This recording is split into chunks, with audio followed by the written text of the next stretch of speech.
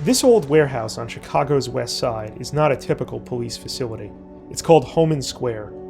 Lawyers and criminologists describe it as Chicago's equivalent of a CIA black site. When you go in, nobody knows what happened to you. It's almost like they throw a black bag over your head and make you disappear for a day or two. And just, they're interrogation facilities. In May 2012, Brian Jacob Church traveled to Chicago to protest the NATO summit.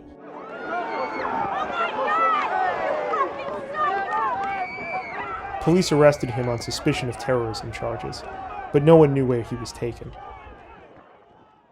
When they first arrested us, they took us to this building. We were never booked or we were never processed. I was in Homan Square for about 17 hours, handcuffed to a bench before I was actually finally allowed to see an attorney. The right to remain silent is fundamental in criminal justice. So is access to a lawyer. At Homan Square, Church says you get neither. With his lawyers unable even to find him, no one could enforce his rights. I had essentially figured, all right, well, they disappeared us, and so we're probably never going to see the light of day again. Homan Square isn't obviously a police facility, but there are cop vehicles parked outside. Anti-gang, anti-vice, and other special units operate inside, where the public is barred from seeing what goes on. So essentially, the bench was about this wide, and at the back, it had a bar that came across like this.